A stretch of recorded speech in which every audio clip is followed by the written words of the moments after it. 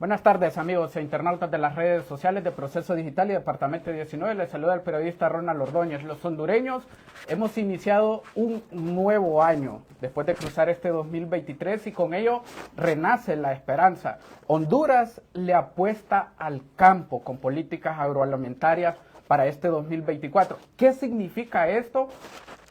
Nosotros solo le podemos decir son buenas noticias para el productor, buenas noticias para el hondureño. Pero para explicar mayor este tema tenemos a la persona indicada. Hoy nos acompaña en la sala de redacción la ministra de la Secretaría de Agricultura y Ganadería, Laura Suazo, a quien le damos la cordial bienvenida. Bienvenida, gracias por visitarnos y feliz gracias. 2024. Lo mismo para usted y también para toda la audiencia que nos está escuchando y con quien vamos a compartir hoy sobre este tema tan importante que es para que un país cuente con un resultado efectivo en el sector agroalimentario. Debe contar con una política de Estado que sea de largo plazo y que aborde los temas principales que requiere el sector agroalimentario. Por años no se había siquiera mencionado política agroalimentaria o estaba muy en el imaginario, es decir, los productores solo sabían de problemas, venían las lluvias, problemas, no sabemos qué hacer, no había un protocolo. Todo esto es lo que establece esta política y básicamente, para que usted comprenda por qué son buenas noticias, es porque el país busca a través de esta política garantizar la producción nacional. ¿Qué significa garantizar la producción nacional? Es decir, que vamos a tener alimentación todos los hondureños. Sí, mire, el tema de la política, esta política es del sector agroalimentario de Honduras para el 2023 al 2043, 20 años. La política anterior existió y fue del 2003 al 2021. Se finalizó en el 2021. El gobierno anterior decidió esperar al 2022 para, como quien dice, trabajar la siguiente. Fue así que de entrada nuestra trabajamos el primer año en todo un diagnóstico, revisando datos, encontramos que no hay un censo nacional agropecuario actual, sino que tiene 30 años del que hemos venido proyectándonos, etcétera, ¿verdad? Entonces nos reunimos con representantes de 53 rubros, los más importantes rubros del sector agroalimentario de Honduras. Cuando digo agroalimentario me refiero a todo el tema agrícola, el tema ganadero, pecuario y hasta agroforestal, todo lo que tiene que ver con esa producción de alimentos que se vincula allí. Hicimos todo un diagnóstico y a partir de eso identificamos como los principales limitantes o problemas que afectan a todo el sector productivo de Honduras. Y con base en esa información, entonces, se elabora lo que son los objetivos estratégicos de una política.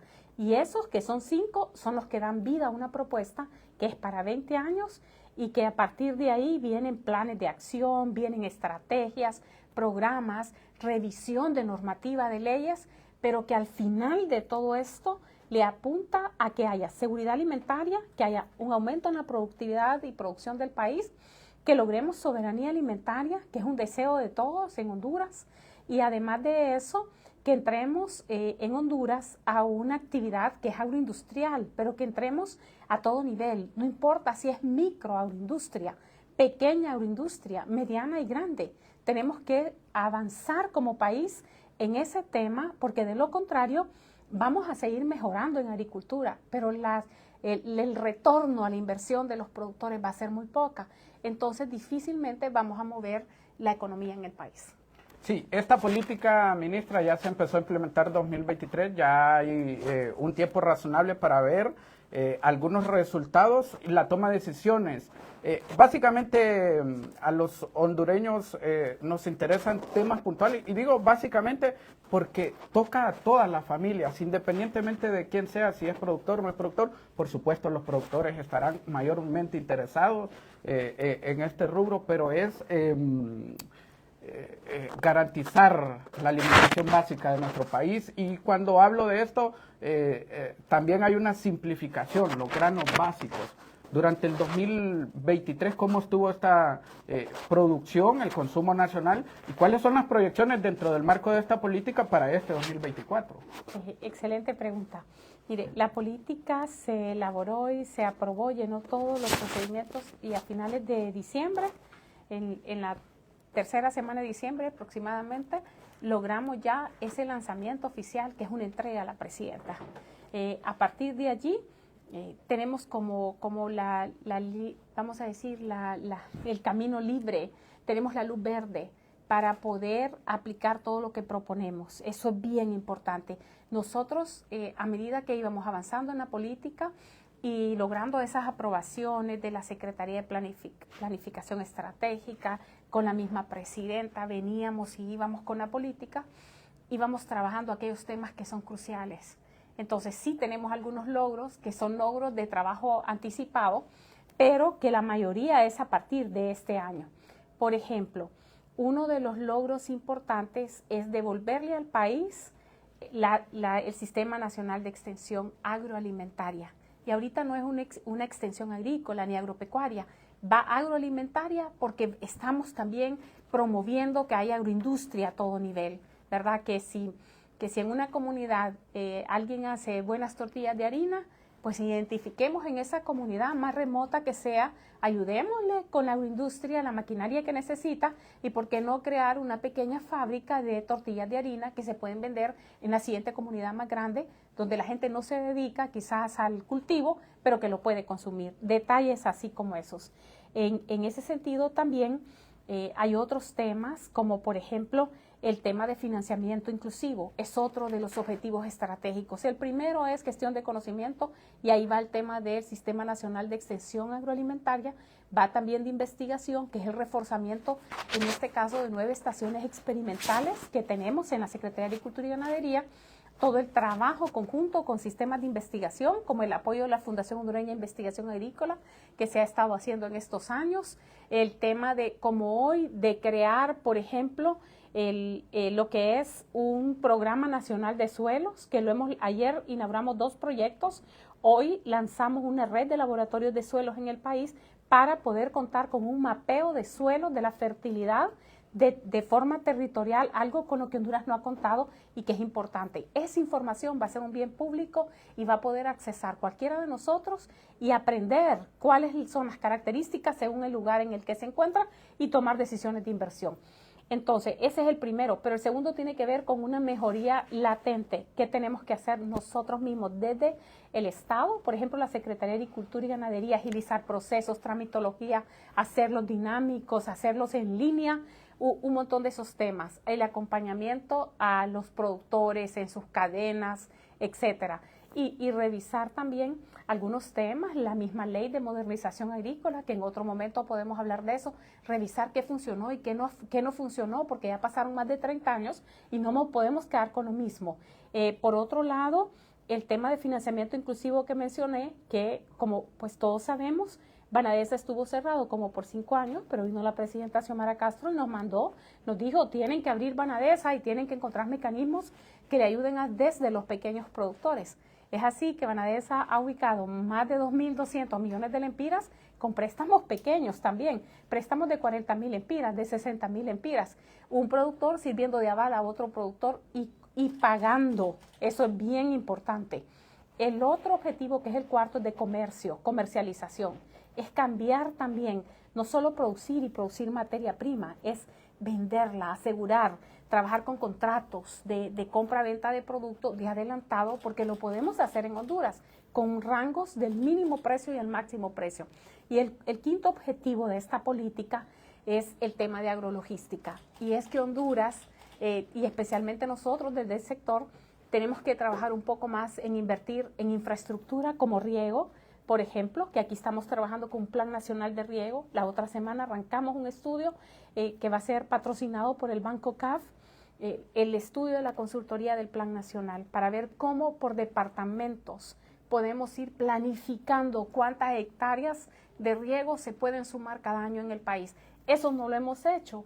En Honduras hemos estado siempre criticando, porque yo también he estado criticando cuando no estaba en el gobierno, y al final me doy cuenta que no es eso, es ver cómo podemos planificarlo, encontrar los medios y seguir.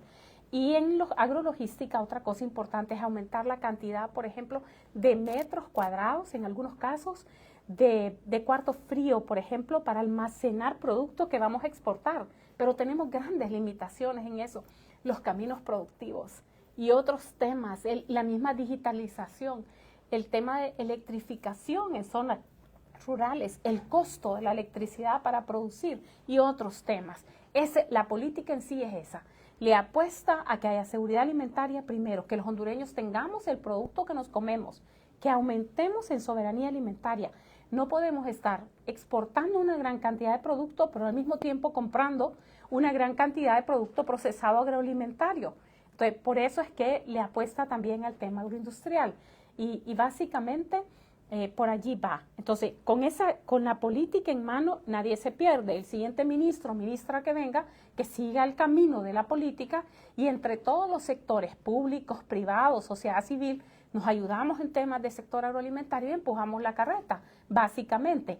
En temas de la segunda pregunta que usted me hizo sobre la producción, mire, el año 2023 fue un año bondadoso, podríamos decir, gracias a Dios, porque estamos en momentos del Niño, el fenómeno climatológico del Niño, que tiene que ver principalmente con comportamiento de disminución de las lluvias, de intensidad de lluvias y de frecuencia de lluvias.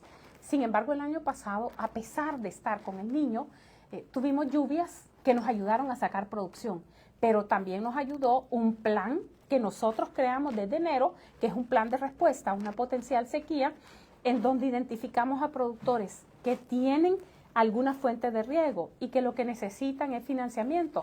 Los conectamos a Banadesa, a las cajas rurales, a todo el sector social de la economía, a la banca privada, hablamos por cada uno de estos productores e hicimos contratos de compra con el IMA, Instituto Hondureño de Mercadeo Agrícola, que a su vez hizo contratos de venta con Banasupro, que a su vez lo vende un poquito menos el costo de libra para ayudar a subsidiar el costo de la canasta básica, especialmente a la población que tiene menor ingreso o a la población que organiza su presupuesto y va y compra en Banasupro, que dicho sea de paso tiene buenos precios, ¿verdad?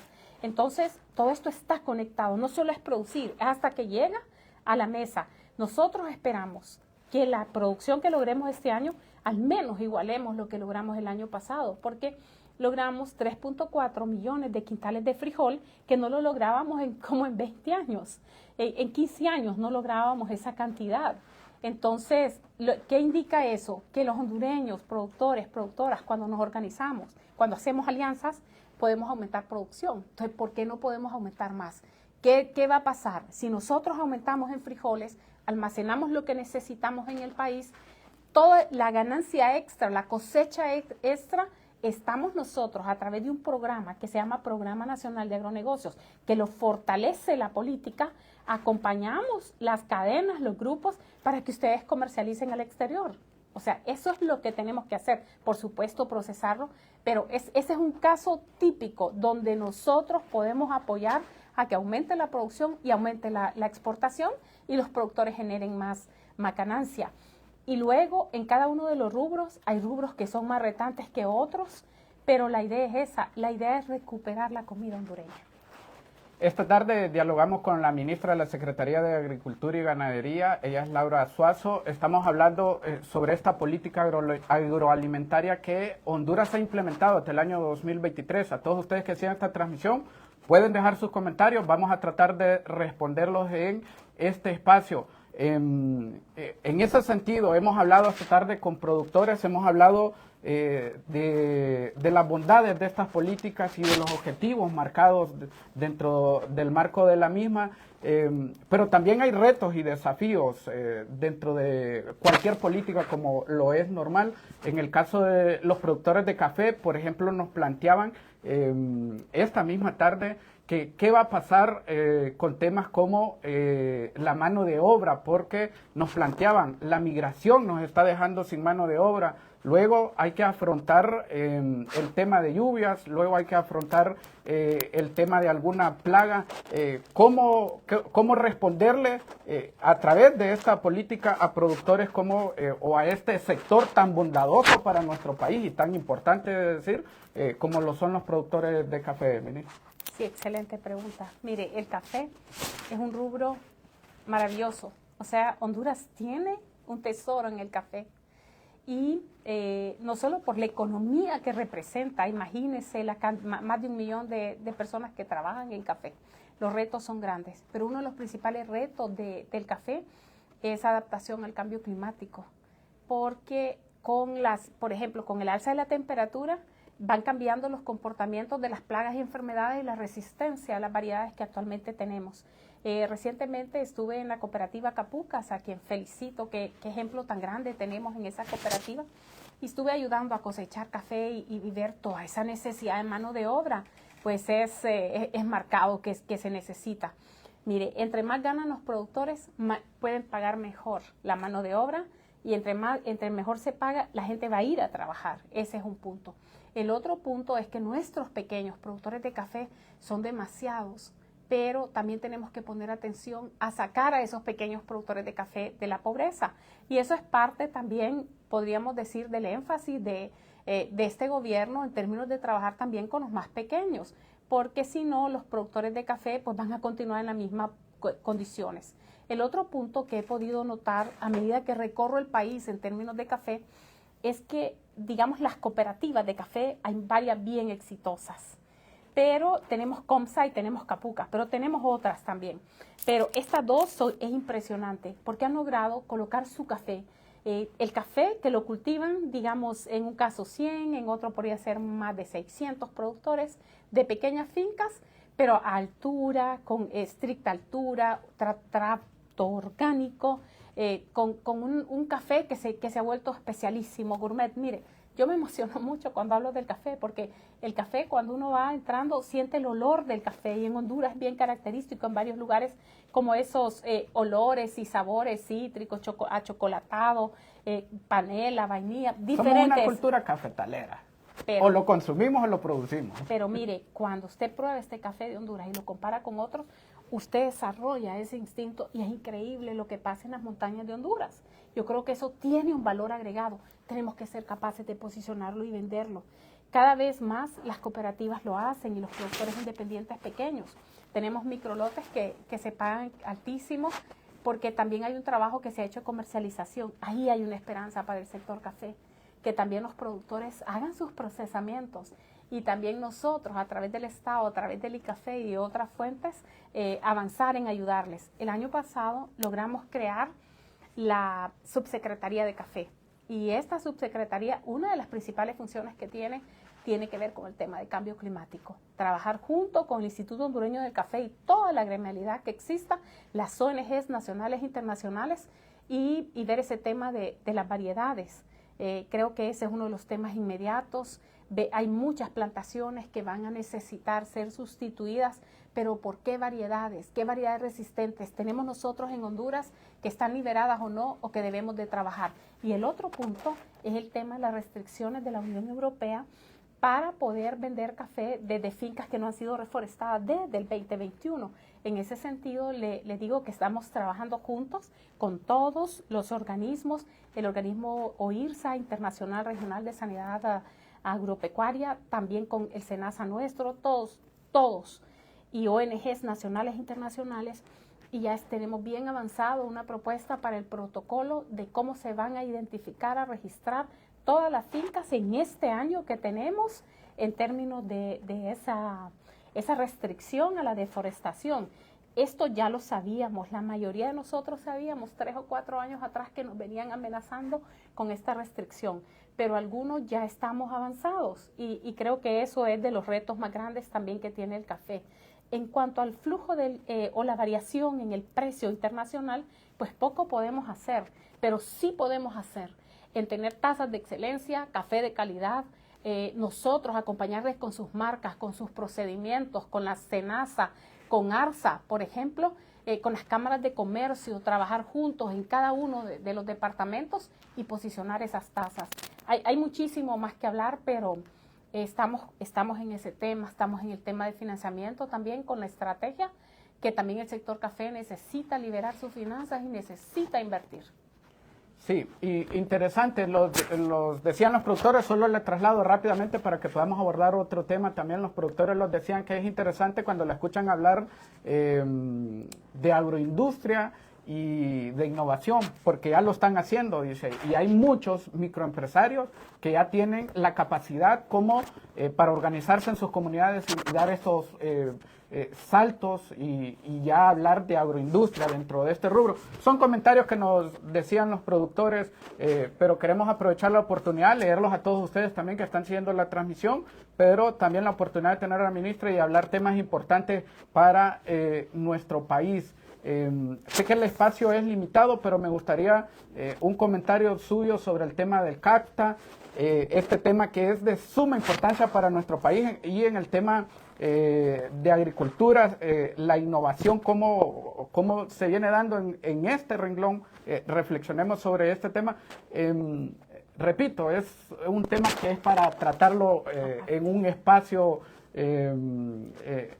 propio, pero queremos también hacerle la consulta, aprovechar esta instancia de su visita a esta sala de redacción para poder informarles a los hondureños qué está sucediendo con este tema que nos interesa y que es un tema de país.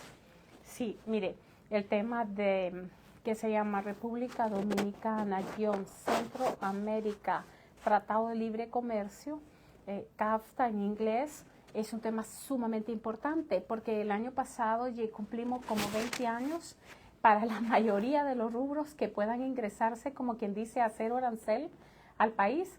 Creo que quienes elaboraron el CAFTA en su momento pues fueron tomadores de decisiones, quizás con una amplísima confianza en que íbamos a ser tan competitivos en 20 años que no nos iba a afectar. Pero no somos competitivos, la verdad es que tenemos retos grandes y es lo que estamos trabajando.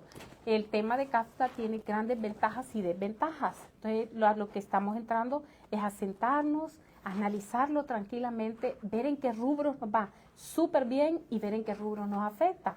Hay algunos rubros, por ejemplo, que son más sensibles que otros, como el caso del maíz que hablamos, por ejemplo, maíz, frijoles, esos son cultivos quizás unos más rentables que otros, pero son culturales. O sea, si a nosotros nos faltan los frijoles y nos falta el maíz, vamos a entrar en un caos. No vamos a sustituirlo con otros productos procesados, por ejemplo. Es parte nuestra, es ancestral y es posible que esté en nuestro ADN de comer, de vivir, ¿verdad? Está ahí, como decíamos, hombres de maíz, somos hijos de maíz, ¿verdad? Hijos e hijas de maíz. Entonces, en el caso de maíz, por ejemplo, le comentaba que tenemos una cadena de maíz en la cual los productores y los industriales se ponen de acuerdo en cuánto van a comprar cada año. El año pasado se comprometieron en 1.6 millones de quintales de maíz blanco. Por cada quintal de maíz blanco que compra un industrial, recibe el permiso de importar directamente de Estados Unidos bajo el CAFTA 2 quintales de maíz sin pagar ningún arancel. Entonces eso por supuesto es mucho más económico porque, como dije, no podemos competir contra los productores de Estados Unidos que reciben bonificaciones y reciben otro tipo de incentivos a la producción. Ahora, lo mismo pasa en el caso del maíz amarillo. Por alguna razón, desde antes que yo llegara a la Secretaría y antes de este gobierno, prácticamente se había parado la mesa de maíz amarillo y ahora todo se está prácticamente importando a un costo menor de lo que se ofrece en el local. Entonces los productores de maíz amarillo están desapareciendo y nos están reclamando feo y nos dicen, bueno, ¿y entonces qué vamos a hacer? Hay gente que prefiere la tortilla de maíz amarillo en el país, no puede ser que se elimine de un solo. Hay países que decidieron, no vamos a entrarle al cultivo de maíz, lo vamos a comprar todo, por ejemplo. Pero eso es un tema, que es un tema bien sensible, que debe de abordarse y encontrar la manera de cómo trabajarlo en el país. Eso es en parte. Hay otros productos de admisibilidad que tenemos 20 años de estar esperando también esa admisibilidad, en el caso de CAFTA de Estados Unidos, cultivos como camote, aguacate, hay unas partes de pollo que están a la espera. Entonces esto es CAFTA y tenemos que sentarnos y también hablar con nuestros pares y decir, miren, ¿cuánto tiempo más falta? Porque el país, la producción ha crecido y en aguacate ha crecido y los aguacateros nos exigen y nos dicen, ayúdenos a abrir esas opciones lo más rápido. Entonces eso más o menos es CAFTA, tiene de todo. Tiene ventajas porque es nuestro principal comprador o mayor comprador posiblemente de varios rubros, de algunos rubros, es Estados Unidos. Y importador, porque la mayoría de los productores también, o las empresas grandes, importan productos de Estados Unidos para hacer sus concentrados, para hacer otros productos que se venden en el país. Pero ese es el punto. El otro punto es que nosotros como país individualmente, ningún país puede llegar y hacer como un llamado, una revisión, un retiro, porque no es individual, es un tratado de República Dominicana y todo Centroamérica, entonces es en grupo y eso también lo tenemos claro. Existe toda la voluntad de todas las partes nuestras y de Estados Unidos de sentarnos y de revisar cualquier tema. Y eso lo vamos a hacer este año. No debería de verse como una amenaza para nadie. Eso es, tenemos que revisarlo, aprender y también tomar las mejores decisiones que tenemos. Un tema que nos comprometemos a tratar en otro espacio a profundidad. Hoy, por cuestiones de tiempo, leemos rápidamente algunos de los comentarios que usted ya está viendo. Miramos básicamente todos positivos hacia su gestión. Sin duda, la ministra de Agricultura que Honduras estaba necesitando, dice Ani Reyes, por ejemplo, Gerardo Caballero, con la nueva política de Estado del sector agroalimentario, es lo que Honduras necesitaba, la transformación del país, comenta, por ejemplo. Así como le trasladábamos algunas inquietudes de los productores, queremos trasladarles inquietudes también de los consumidores de nuestro país, y con esto cerramos porque reconocemos que también tiene una agenda, sin antes agradecer la visita a esta sala de redacción. Dos preguntas finales de parte de los consumidores. Puntualmente se garantiza la producción de frijoles y maíz para no sufrir de especulaciones como lo hemos sufrido en el años anteriores. Estas son inquietudes de la población y de todos los hondureños que tenemos. Son dos temas sensibles, poder tener la seguridad de que vamos a tener la producción de frijoles y de maíz, que son los granos básicos, el consumo de nosotros. Y también nos planteaban hoy, precisamente, los hondureños se despertaban con la noticia del tema de la leche, que podrían sufrir algunos incrementos, pero usted es la persona adecuada para que refiera en este tema. Se puede tratar de especulación o no, usted nos dirá. Lo que nos interesa a los usuarios, a todos los hondureños, es saber si posiblemente en próximos días estaríamos pagando mayor precio por productos como la leche. Cerramos con estas dos preguntas, usted tiene las respuestas y agradecemos su visita. Cuando usted me está haciendo esas preguntas, en mi cabeza está la figura de la presidenta Xiomara Castro. La presidenta es muy amable y muy dulce, pero cuando exige, es fuerte. Entonces ella lo que nos exige siempre, y que lo sepa el pueblo, es que haya abastecimiento de comida. O sea, ahí no tiene límites en decir. Siempre nos dijo el año pasado, el 2022, el año pasado, me aseguran que haya maíz y frijoles todo el año, por favor. Entonces, eso le toca como a Lima comprarlos y almacenarlos, es desarrollo económico. Pero a la SAC le toca que haya producción para que no tengamos que salir a otros países. Y yo he sido clara desde un inicio.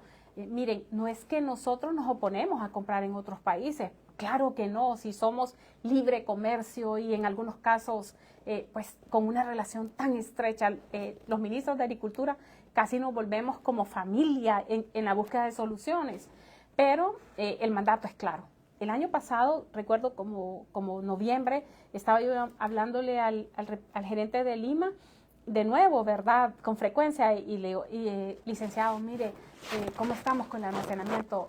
Prepare eso porque la presidenta ya nos va a pedir el informe. Entonces él me dijo, ya no se preocupe, que ya tenemos hasta como para 5 meses del otro año. Eso fue como en noviembre. Entonces, tampoco es que vamos a estar almacenando gran viejo, sino que nosotros vamos sacando también, él lo va sacando a Banasupro, quien lo va sacando y vamos entrando. Pero sí nos exige la presidenta que haya abastecimiento para todo el año, para que no haya ni una subida exagerada de precio que afecte al consumidor, ni haya una bajada de precio que afecte al productor. Entonces nosotros estamos en medio de que no sufran ni los productores ni los consumidores.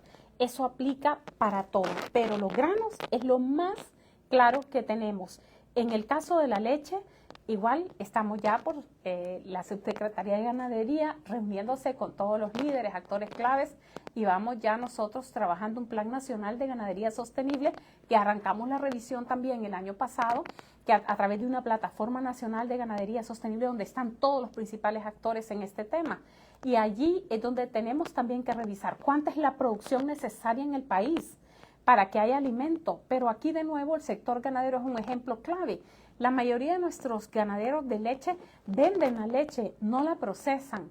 Y si algunos la procesan, tenemos bastante, o podríamos decir, un número considerable de pequeños productores de procesadores bien artesanales que nosotros a través de la SAC y a través de otras instancias tenemos que acompañar para mejorar la calidad, la inocuidad y que tengan su propio sello, su sello de garantía, su marca y que le podamos comprar a estos productores para que no pierdan, para que no sufran de una dependencia de un comprador, no voy a decir único, pero casi únicos. Entonces, cuando uno es comprador único, uno decide a cómo compra, ¿verdad? Independientemente. Entonces, no es posible. Creo que ese es un tema que tenemos que revisar, porque cada vez que viene el verano, está este tema del precio de la leche. No es posible que al venir el verano baja la producción un poco, porque hay menos pasto verde, etcétera, ¿verdad? El alimento.